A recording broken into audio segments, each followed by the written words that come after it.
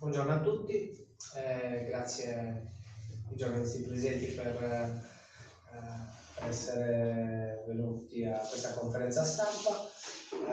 Oggi insieme al direttore del festival e all'assessore alla cultura Giovanni Maccioli presentiamo quella che è l'iniziativa di Strangius a Scuola, quindi una parte significativa del Festival di Letteratura Autobiografica Strangius, Testimoni del nostro tempo, che come appunto dicevo poco fa si svolge ed è dedicato interamente agli studenti della nostra comunità e del nostro territorio.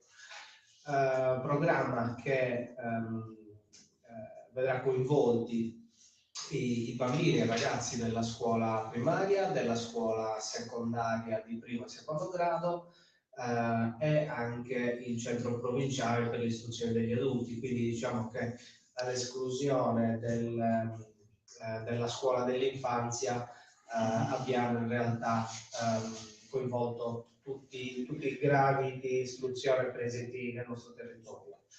Il tema di quest'anno, come già appunto sviscerato,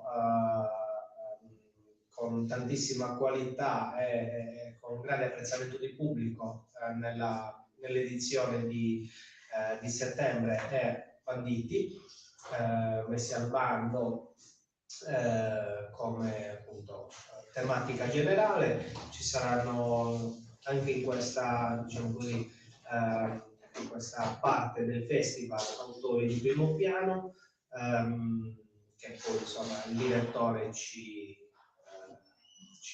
presenterà a dovere. Io come sindaco e quindi anche in rappresentanza dell'amministrazione non posso che esprimere il nostro apprezzamento e l'apprezzamento della comunità per l'iniziativa svolta in questi 6 anni, per la parte già svolta anche di questa sesta edizione e con l'auspicio chiaramente che anche l'edizione di Strangius a Scuola abbia il medesimo successo in questa edizione e anche per il futuro. Ricordo che il festival è organizzato dal Comune di Serramanna in collaborazione con l'Associazione Nazionale Città della Terra Cruda e con il patrocinio della Regione Sardegna. Direttore, facciamo prima un intervento con l'assessore alla cultura. A sinistra. Prego, Giovanni. Grazie signor Sindaco, buongiorno anche da parte mia. Come diceva il Sindaco, questo festival è motivo di orgoglio sicuramente per la nostra comunità. Aggiungo giusto qualcosa rispetto all'edizione di quest'anno, all'edizione di Strangius a Scuola. Rispetto al passato, quest'anno abbiamo posticipato l'inizio del festival, questo per permettere agli studenti e agli insegnanti di prepararsi al meglio agli interventi che ci saranno da parte degli autori. Quindi quello che è successo dall'inizio della scuola ad oggi, i ragazzi le classi hanno ricevuto i testi degli autori che saranno presenti nelle diverse scuole, quindi dalla scuola dell'infanzia, come diceva il sindaco, al CPA, quindi alla scuola serale, scuola di educazione per gli adulti. Quindi dicevo, hanno ricevuto i testi e quindi hanno avuto la possibilità effettivamente di preparare quello che sarà poi l'incontro con gli autori.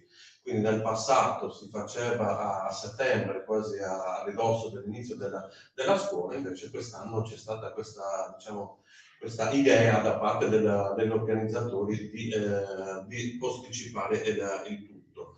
Quindi sicuramente il ruolo degli studenti sarà molto più attivo e partecipativo.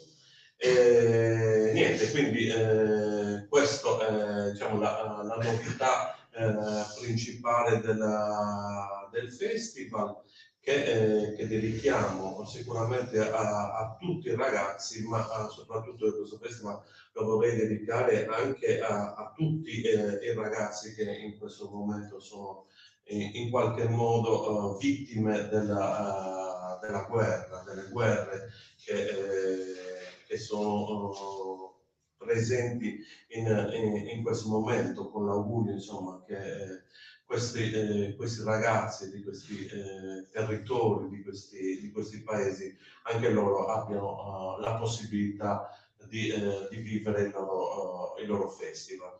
Quindi buon festival a tutti e ci vediamo lunedì con l'inizio di Strangius a scuola. Grazie Giovanni. Spesso nell'organizzazione degli eventi culturali non si tiene conto delle agenzie e delle istituzioni che lavorano tutti i giorni nella cultura e che sono parte integrante anche della formazione dei ragazzi. Questo avviene per le scuole, ma avviene anche per le altre agenzie impegnate nella divulgazione culturale. Un esempio sono ad esempio le biblioteche comunali. E noi svolgeremo 4 attività insieme alla biblioteca comunale. E questo festival, diciamo la verità, la sua durata dovevano essere 4 giorni, come spesso succede, anche forse qualche volta anche a causa del direttore artistico, il festival durerà quasi 10 giorni, perché inizierà il lunedì 13 per finire il martedì 21.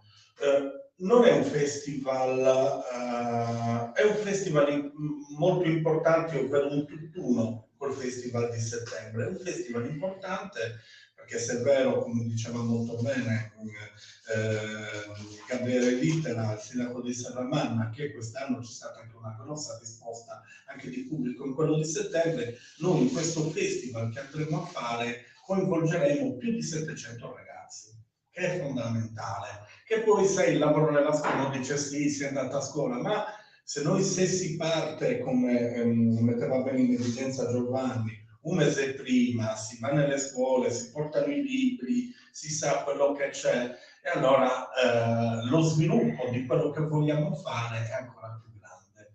Inizieremo il 13. Il 13 inizieremo con il triennio delle superiori del Bonarotti, giusto?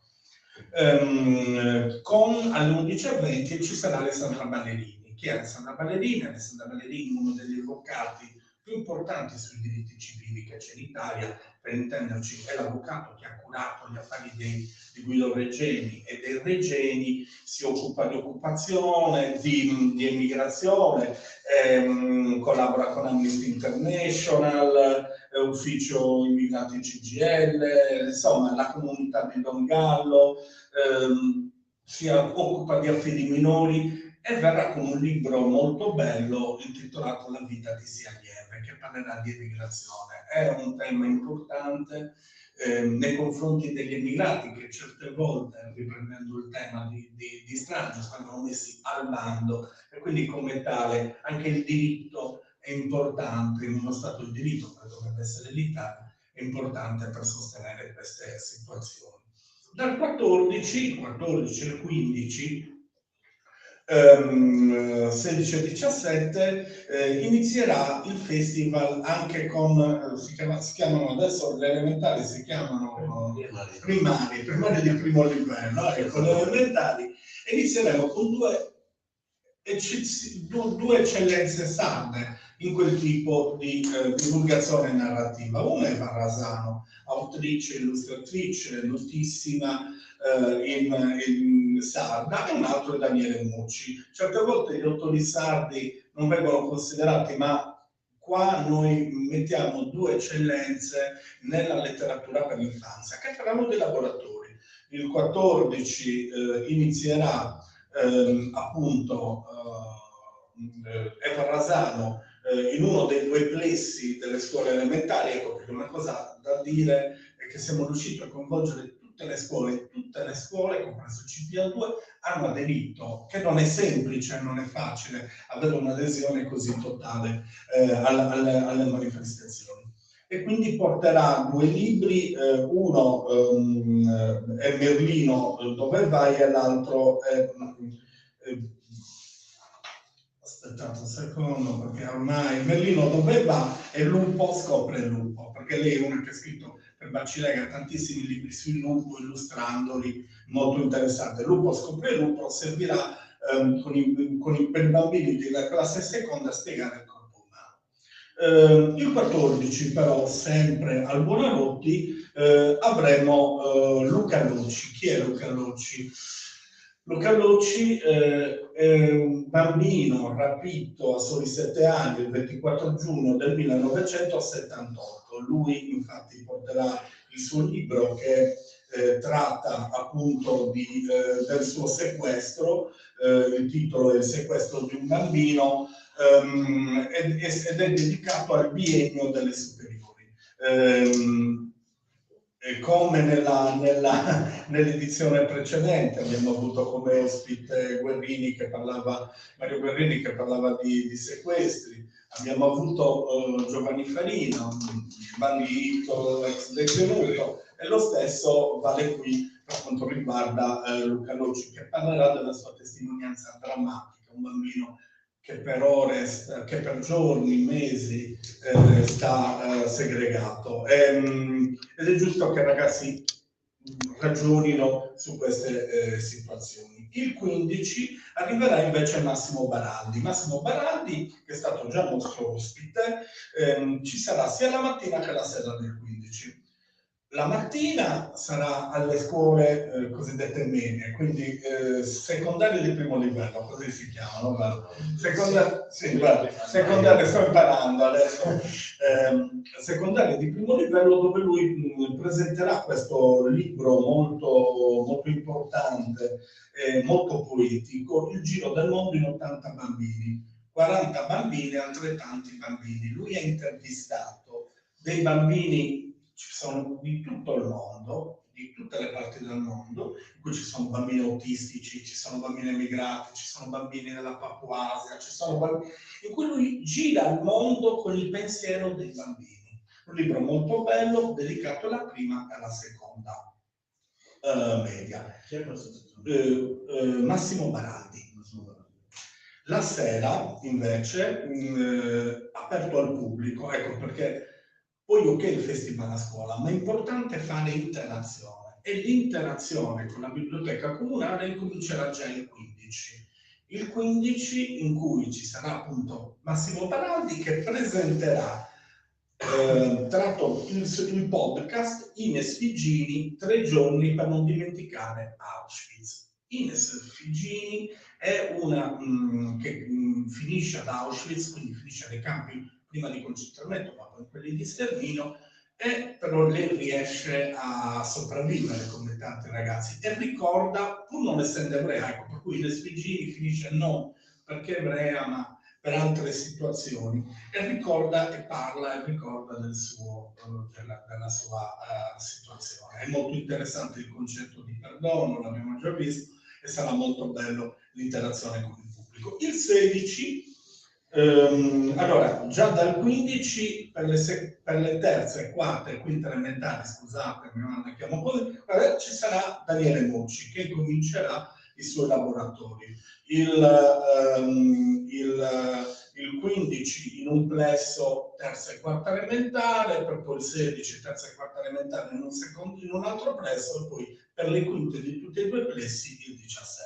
È il nostro staccanovista, diciamo, del festival, Daniele.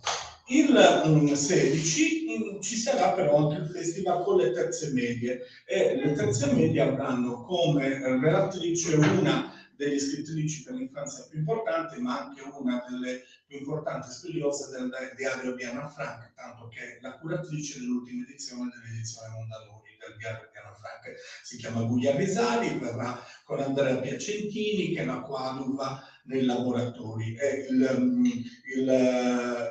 Per le terze medie parleremo dei Banditen. quelle che i tedeschi chiamavano Banditen. Quindi parleremo della resistenza in Italia, parleremo con una bellissima storia scritta da Guia Lisari, ispirate alle staffette partigiane, quindi la resistenza vista anche dalle donne, quindi banditi che diventano banditesse nel caso specifico.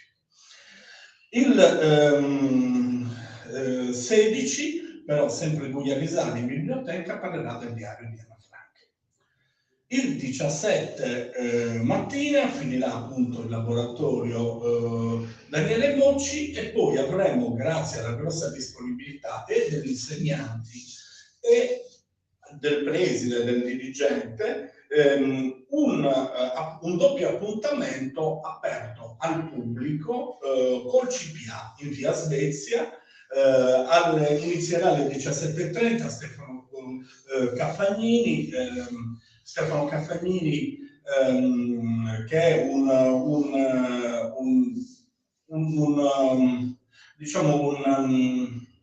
un attivista antifascista e antimilitarista. Il suo libro è Da Genova da Genova a Istanbul, quindi si parla della sua attività da attivista, quindi anche da processato durante il G8, ma anche tutte le manifestazioni che durante tutta la sua attività di antifascista e antimilitarista ha fatto. Un libro molto significativo, molto importante, edito nel piccolo editore Nova Logos, ma un libro che merita davvero di essere conosciuto. Concluderemo il festival con 2 libri di Nino Mele,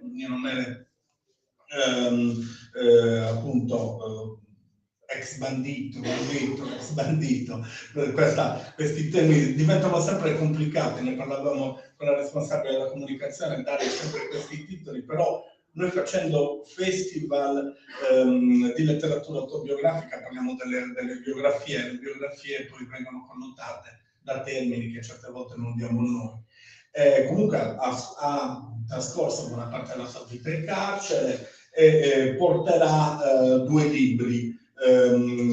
Verrà coordinato da Claudia Zonchetu e porterà 2 libri che sono Pro Homines e Il marchio del bandito. Questo è il nostro festival. Siamo davvero molto... non è finito invece, stavo dicendo una bugia, avrei rischiato il linciaggio, perché c'è anche lo spazio per la scuola dell'infanzia. E il 20 e il 21, grazie alla Biblioteca Comunale di Serramanna, che è un'istituzione che a Serramanna c'è dal 1978, grazie anche al dottor Blocco Arcangio, che è bibliotecario, ci saranno 2 laboratori con le 2 scuole dell'infanzia, con 2 plessi delle scuole dell'infanzia, laboratori fatti su libri adatti a loro che verranno curati appunto da quello che Arcangio. Anche lì è importante che i bambini che a quell'età sono delle spugne da un punto di vista mnemonico incomincino a conoscere Stragios, incomincino a sapere che c'è un festival che va anche da loro. Grazie. Qualche domanda? Perfetto. Gabriele, vuoi chiudere? No, sì, in realtà vorrei chiudere con qualcosa che riguarda la situazione odierna. Noi ci siamo scusati per il ritardo che abbiamo accumulato nell'avviare questa conferenza stampa, ma purtroppo c'è stata una notizia tragica che ci ha giustamente impegnato, per cui volevo cogliere l'occasione di questo momento per testimoniare la nostra vicinanza alla famiglia di Cristian Medda, il nostro giovane concittadino che è deceduto stanotte rientrato dal lavoro, studente universitario, lavoratore, borsa di studio al merito lo scorso anno, sono i 20 anni, per cui insomma cogliamo l'occasione di portare le nostre condoglianze e la nostra vicinanza ai familiari e a tutti, insomma, i suoi cari. Ovviamente vi ringraziamo per la presenza a questa conferenza, per aver ascoltato quanto abbiamo voluto, insomma, trasmettervi. Grazie ancora. Grazie. Buona giornata. Grazie, buongiorno.